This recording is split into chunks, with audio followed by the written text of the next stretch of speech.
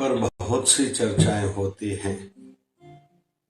इसने ये प्राप्त कर लिया, इसने डिग्री पा ली, ये बड़ा धनवान बन गया, इसका आज नाम है। लेकिन इसने क्या ऐसा किया, कैसे किया, कितने समय तक किया, ये चर्चाएं ज्यादा नहीं होती। संसार में भी यह विषय चलता है, आध्यात्मिकता में भी। आध्यात्मिकता में भी आज जो सिद्ध पुरुष हैं, आज जिनका नाम है, उन्होंने तपस्या की है, त्याग किया है। तपस्या की है मतलब एक तो भजन किया है,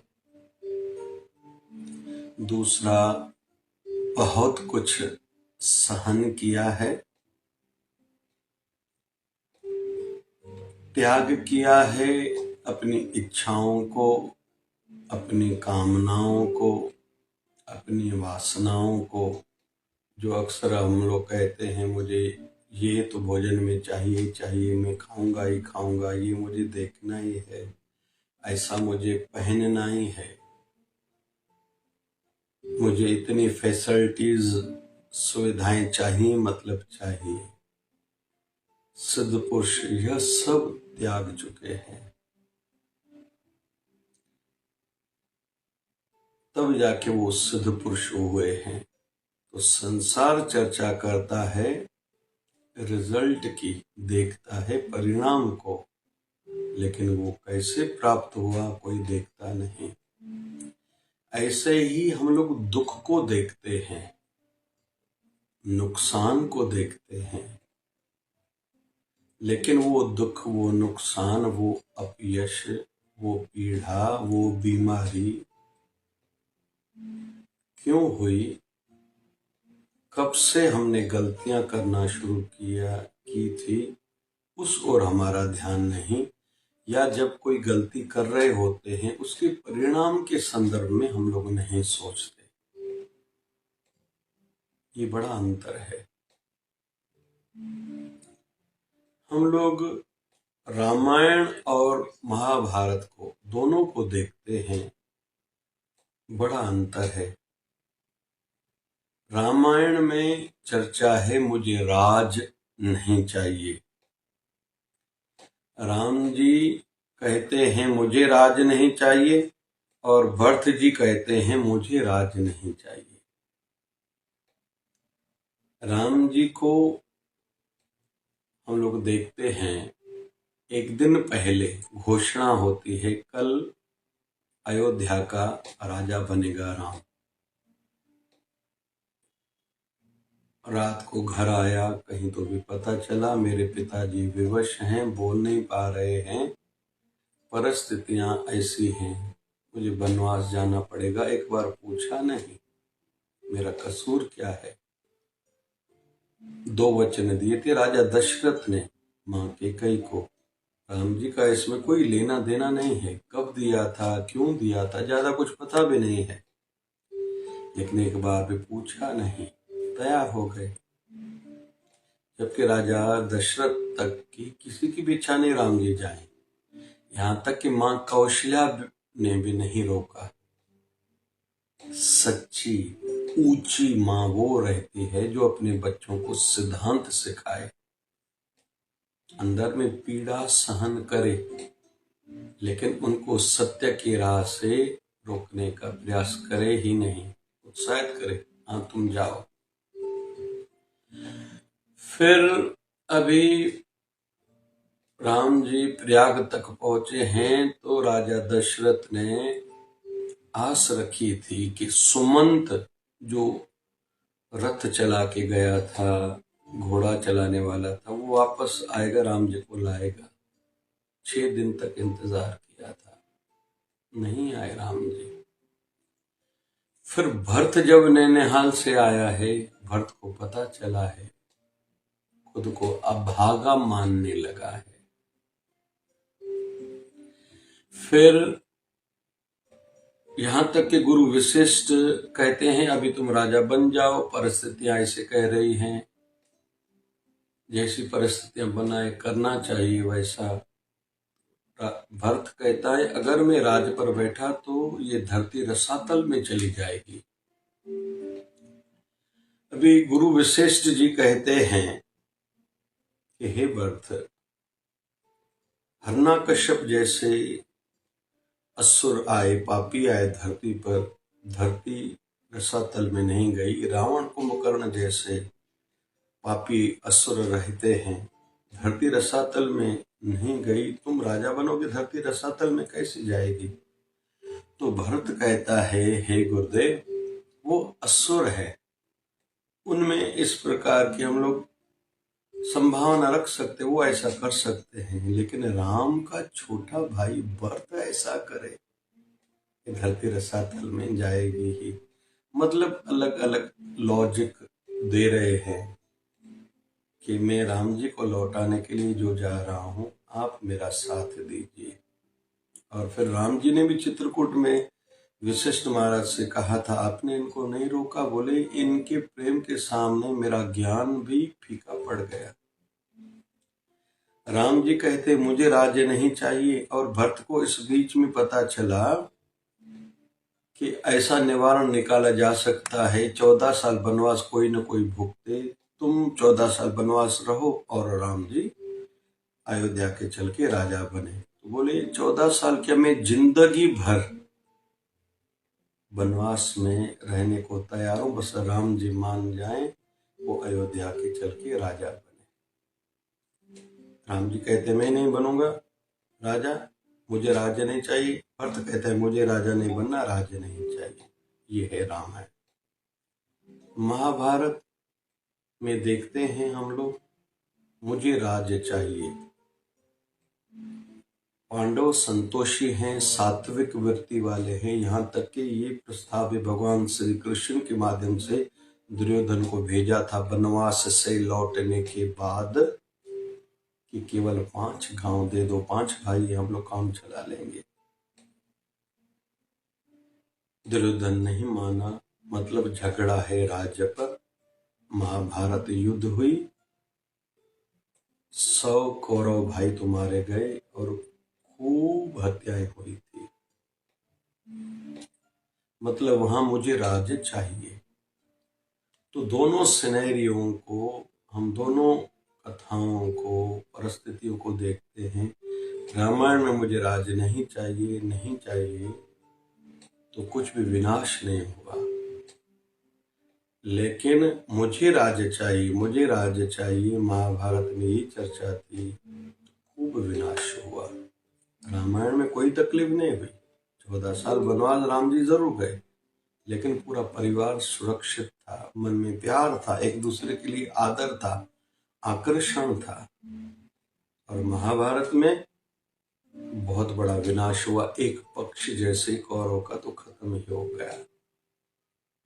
तो 2 प्रकार की वृत्तियां संसार में दिखाई देंगी। जो कहेगा मुझे चाहिए, मुझे ही चाहिए, हमें नहीं, मिल बांट के नहीं, हम मुझे ही चाहिए, वह विनाश होगा। जो कहेगा मुझे नहीं चाहिए, त्याग का भाव रखेगा, उनकी जीत होगी। और श्री कृष्ण जैसी हस्तियां उनकी ओर से लड़ेंगी, मार्गदर्शन गीता के ज्ञान के माध्यम से करती रहेंगी। ये उदाहरण है। अभी हम लोग संसार में देखेंगे कि शुरू में गलतियां हुई थी, परिस्थितियां बिगड़ी, तो रामायण में देखते हैं वहां भी थी, लेकिन वहां किसी ने मन का संतुलन खोने नहीं दिया, आक्रोश में नहीं आए, आवेश में नहीं आए, गुस्सा नहीं किया, स्वीकारा राम जी ने। भरत ने जो उनको राज्य मिला है, मुझे नहीं चाहिए, मेरा अधिकार नहीं है, तो राम जी को देने के लिए हर प्रकार का प्रयास किया। भले 14 साल तक राम जी की आज्ञा अनुसार चाकड़ियां राज्य गद्दी पर रख के नीचे राज्य चलाया, लेकिन एक बार भी किंचित बार ये नहीं सोचा कि मैं राजा बन गया। भले लक्ष्मण को लगा था, चित्रकूट में जब भरत जी आए थे मनाने के लिए, लक्ष्मण को लगा था कि लगता है ये हमें राज्य तो हम दे आए इसको, शायद यहाँ भी हमें खत्म करने के लिए आया है कि बाद में 14 साल के बाद ऐसे नहीं हम लौट के जाएं और भरत से हम लोग राज्य ले लें। ये लक्ष्मण को लगा था, लेकिन राम जी तो आनंदित थे। कुल मिला के संसार में हम लोग देखेंगे जहां से कोई गलती होना शुरू होती है, राम जी कहीं फिसले नहीं, गलती नहीं हुई राम जी से, तो आनंद ही आनंद है। राम जी अजर अमर हैं, हमारे इष्ट है, हमारे आराध्य है, युगों युगों तक रहेंगे। और अभी तो दूसरे धर्म वाले भी मान रहे हैं और मानेंगे ही, क्योंकि सत्य का विषय है, सिद्धांतों का विषय है, कोई धर्म का विषय नहीं है। लेकिन कौरवों का कोई दुर्योधन दुशासन आदि का कोई तो नाम भी नहीं रखेगा। तो जहां से गलतियां शुरू हुई उस समय अगर संभालते थे, अभी बाल्यकाल से दुर्योधन के मन में था मुझे राज्य चाहिए, या इनका नाम ज्यादा क्यों है, अरे पांडव अच्छे थे भाई तुमसे, गुरुजनों की सेवा करते थे, तुम्हें राजकुमार होने का अहंकार था, खत्म हो गया। फिर उसके पिताजी धृतराष्ट्र ये देखते थे, ज्यादा रोकते टोकते नहीं थे, जबकि उनके चाचा विदुर जी अपने भाई को भी समझाते थे, धृतराष्ट्र को इसको समझाओ, और दुर्योधन को भी समझाते थे। दुर्योधन को नहीं समझा, उल्टा उसको निकाल दिया, पद से हटा दिया था चाचा को, दुर्योधन विदुर महाराज को। तो जो शुरू में खुद को नहीं संभालते गलतियां करते समय, उनका परिणाम तो ऐसा ही आता है। और उधर हम लोग रामायण में देखते हैं सिद्धांत को, सत्यता को, अच्छाई को एक क्षण भी कभी जीवन से जाने नहीं दिया रामायण में। परिणाम अच्छा है, अजर अमर है। अभी अयोध्या में रामलला 5 साल के शरीर के रूप में वहां स्थापित हुए हैं अपने जन्म स्थल पर। अभी चारों भाइयों का मंदिर बनना बाकी है। चारों भाइयों का मंदिर है, कहीं कहीं भारत में है, अलग जगहों पर। तो उनके लिए हर किसी के मन में आदर है, पूजन हर कोई करता है और करता रहेगा। लेकिन हम लोग महाभारत में देखते हैं पांडवों के पद चिन्ह पूरे भारत भर में अधिकतर स्थानों पर मिलते हैं। पांडवों के लिए आदर है, लेकिन कौरवों के लिए नहीं है, क्योंकि उन्होंने असत्य का, पाप का काम किया और बीज पाप था। तो हम लोग परिणाम को तो देखते हैं, लेकिन वो कब बुराई शुरू हुई थी जिसके कारण बुरा परिणाम आया, या अच्छाई राम जी हो या भरत जी हो। फिर लक्ष्मण सेवा में थे राम जी के, और शत्रुघ्न फिर भरत की सेवा में थे।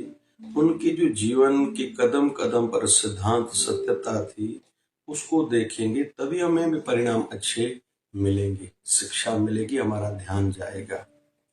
इसलिए हम लोग सुनते आए हैं honesty is the best policy, work is worship. हर क्षेत्र में, आध्यात्मिकता में भी, संसार में भी।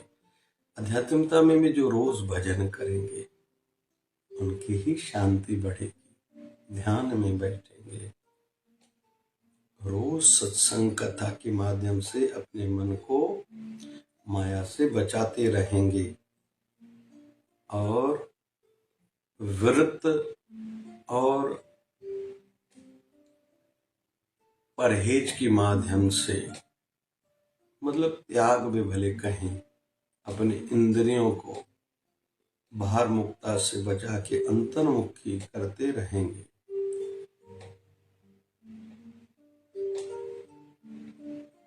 जो रोज सेवा करेंगे, रोज धर्म कर्म वाला जीवन जिनका होगा, ऐसा नहीं एक दिन कोई अच्छा काम किया दूसरे दिन नहीं किया, ऐसा नहीं, और रोज दान करेंगे, उनको ही आध्यात्मिकता में सफलता मिलेगी। इसलिए केवल परिणाम को न देखें, उनका बीज, मतलब जो भी काम करें, जो भी निर्णय लें, उस समय सोचें। अच्छा है तो परिणाम अच्छा ही आएगा, भले देरी से आएगा, आएगा जरूर। और बुरा काम कर रहे हैं, उसका परिणाम बुरा आएगा ही, भले देरी से आएगा लेकिन आएगा जरूर। जो ज्यादा मीठा खाएंगे, मधुमेह शुगर होगी। गुस्सा करेंगे, चिकनाहट ज्यादा खाएंगे, नॉनवेज अंडा खाएंगे, शराब पिएंगे, उनको आगे चल के बड़ी बीमारियां होंगी ही, इसमें दो मत है ही नहीं। जो कम से कम भोजन खाएंगे, 2 बार दिन में भोजन खाएंगे, सोने से 3 घंटे पहले भोजन खा लेंगे, भोजन के बाद 1 घंटे तक पानी नहीं पिएंगे, जो प्राणायाम करेंगे, उनके शरीर को जल्दी बीमारी नहीं होगी, होगी तो बढ़ेगी नहीं ज्यादा।